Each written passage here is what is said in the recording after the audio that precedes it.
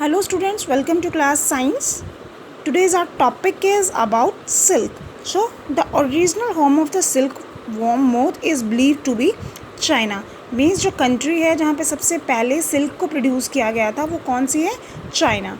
तो that is Chinese new about the silk from times at 6000 year back.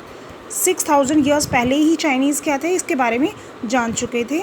अब क्या Chinese silk was known as a wonderful product of cloth throughout the world.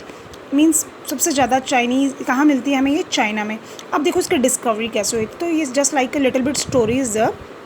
जो Chinese के empire थे ना Hong, उन्होंने क्या किया, वो अपने गार्डन में घूमने के लिए जा रहे थे. जब उन्होंने अपने गार्डन में घूमने गए उन्होंने देखा कि उनके गार्डन में जितने भी ये मलबेरी ट्रीज़ थे उन सब के जो लीव्स थे वो क्या हो गए थे? डैमेज हो गए थे.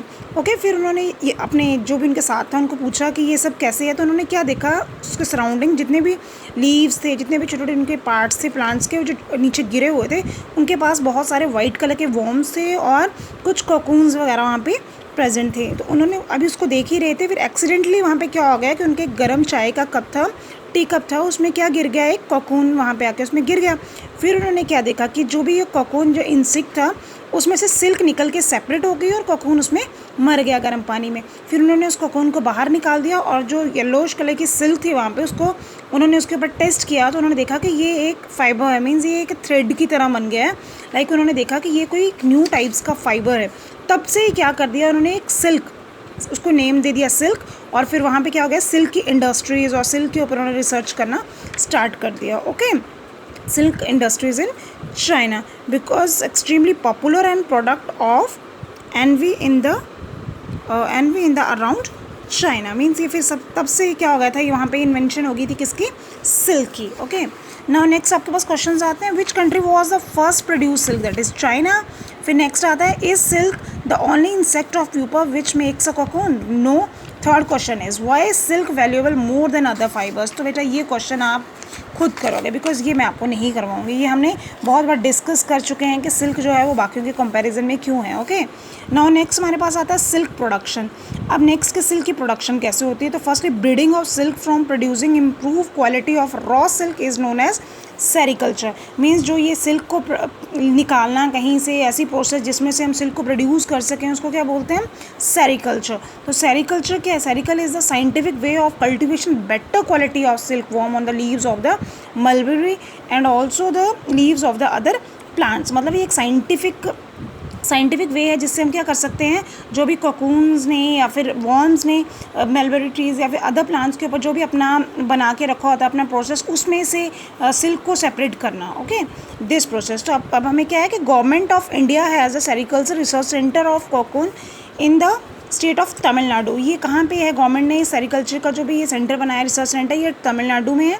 Karnataka state is the biggest producer of superior quality of silk. Mysore and Kanjuvaram silk is famous for its quality. Kashmiri silk is also quite popular. Okay, this one. Now next आपके पास sericulture involve in the selection of pupas with cocoon. अब देखिए इस सब का क्या है हमारे पास, ये सारा जो हम पढ़ रहे हैं आपको मैंने सिंपल जब इसकी हमने लाइफ साइकिल किया था ना, life cycle of silk moth, तब मैंने आपको बताया था कि वो क्या करता है, एक कोकून होता है, उसके अंदर इंसेक्ट क्या करता है, स्लिपिंग करता है. तो लार्वा कोकून, दिस वन ऐसा कोकून होता है. इस कोकून में क्या करता है, वो रेस्ट करता है इंसेक्ट. तो कोकून ऑलमोस्ट, कोकून के बाद क्या होता है, नेक्स्ट एक एडल्ट वन बनता है. तो जो भी सिल्क मिल रही है वो हमें इसी प्रोसेस में, इस कोकून में ही हमें क्या मिल जाएगी, सिल्क मिल जाएगी. तो क्या किया जाता है इस प्रोसेस में? सबसे पहले जैसे ही हमारे पास एक कोकून आता है, हम इस कोकून को लेते हैं, फिर इसको हम हीट, एक गर्म बॉइल्ड वाटर में क्या किया जाता है, इसको बॉयल किया जाता है. ओके, इस पूरे प्रोसेस में फिर इसमें जो भी इसके इंसेक्ट होता है वो उसमें डाई हो जाता है. और जो भी वर्कर्स वहाँ पे होते हैं वो उसको उसमें से डाई मटेरियल को सेपरेट करके फिर उसको किस में प्रोड्यूस कर लेते हैं, सिल्क बना लेते हैं. ओके, सिल्क वहाँ से निकाल लेते हैं. तो जैसे आपको पता है, as soon as the cocoons are ready for the gathering and place in the boiling water, the silk worm is the worm inside. वो किल हो जाता है, जो सिल्क वॉर्म होता है ना उस कोकून के अंदर, वो वहाँ डेड हो जाता है. And also remove the sticky substance that keep the cocoon filament in place. Okay, the cocoons are removed from the boiling water and dried in the sun and dryer और सन की help से उसको क्या करता है, फिर ड्राई किया जाता है.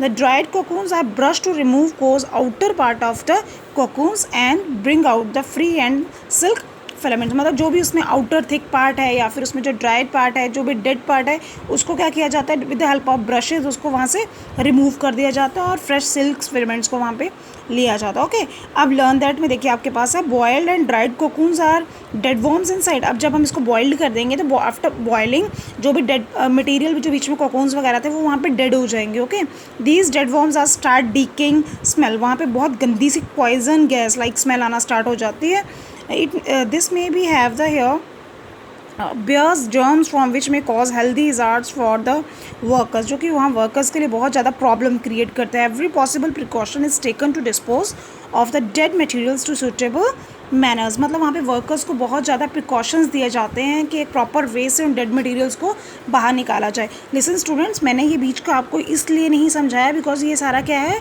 लाइफ साइकिल है जो हम पहले कुछ प्रीवियस लेक्चर में स्टडी कर चुके हैं।